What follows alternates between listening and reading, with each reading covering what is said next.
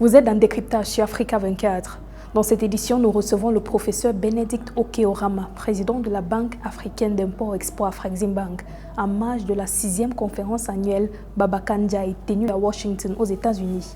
Avec lui, nous parlerons des défis de l'Afrique dans l'architecture financière mondiale, entre autres. Professeur Benedict OKEY, merci d'être présent sur Africa 24. La 6e édition de la conférence annuelle Babacar Ndiaye a été organisée cette année sous le thème « L'Afrique et le monde en développement dans une architecture financière mondiale turbulente ». Pourquoi le choix de cette thématique? Well, the world is going through tremendous turbulence. We are in a period of polycrisis, what I also call perennial crisis, because it appears it never ends. In all of those crises, we found that the only way for countries and regions to respond effectively is through access to the resources required to procure those things they need for their people to overcome the challenges the crisis bring. We had a very, very severe commodity crisis in 2015. What happened there was that we had a collapse of commodity prices after more than 2 decades of strong commodity-driven development we saw on the continent. So all of a sudden, the crisis came and the prices collapsed.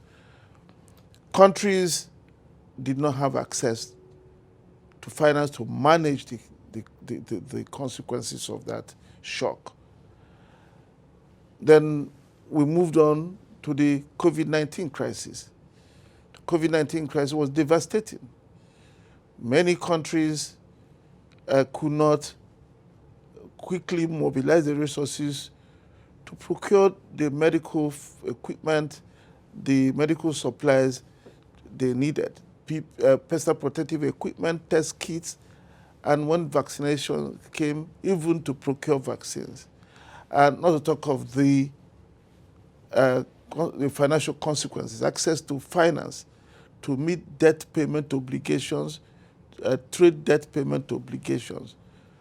So it became a very, very big challenge. And then, of course, Ukraine crisis. The same thing, food, fuel, fertilizers. On top of that, rising interest rates that are compounding the debt problems of many countries.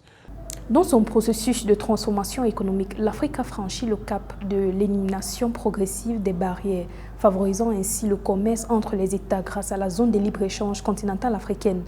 Désormais, le principal challenge du continent réside dans la création et la pérennité des conditions optimales pour des investissements à long terme.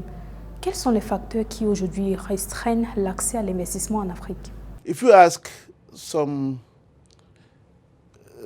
people, they will tell you, oh, investments in Africa, they do not come because of risks, country risks, and so on and so forth.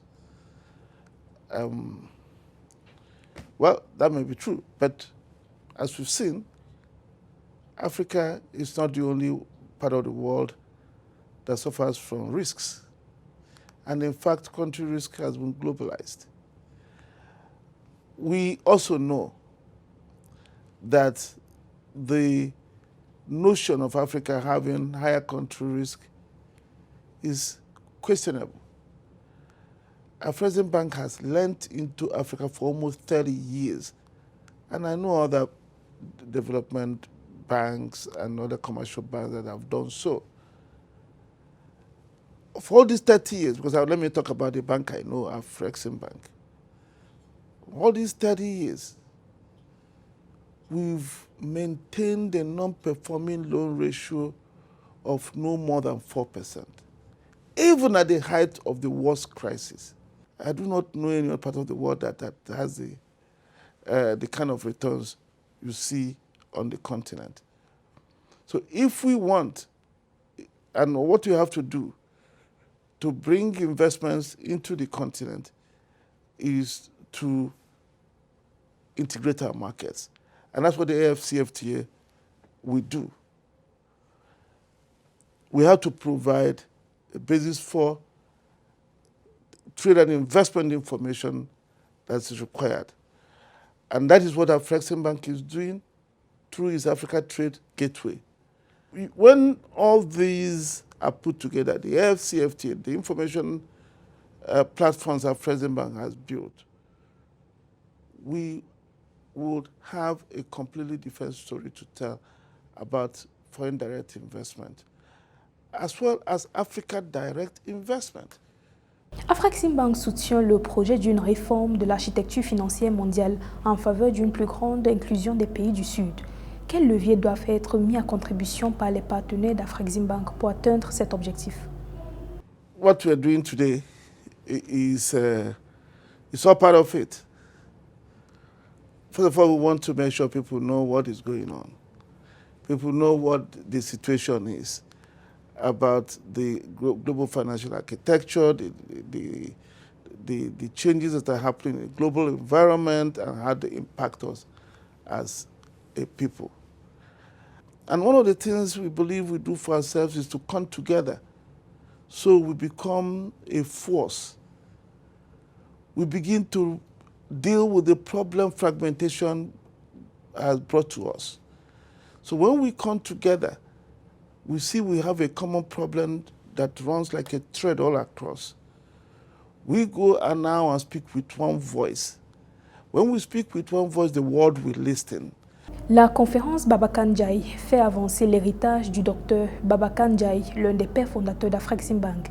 Comment cet événement rend-il hommage à ce pionnier de la vision portant sur la transformation structurelle des économies africaines? Well, why we created this Babacar Ndiaye lecture is actually to keep his spirit alive, because Babacar Ndiaye, his life represented the kind of life we want African leaders to have, the kind of aspiration and vision we want to see in African leaders.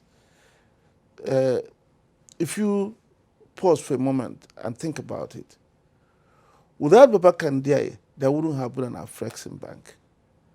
Without an Afreximbank, I wonder how the continent would have dealt with the COVID-19 pandemic.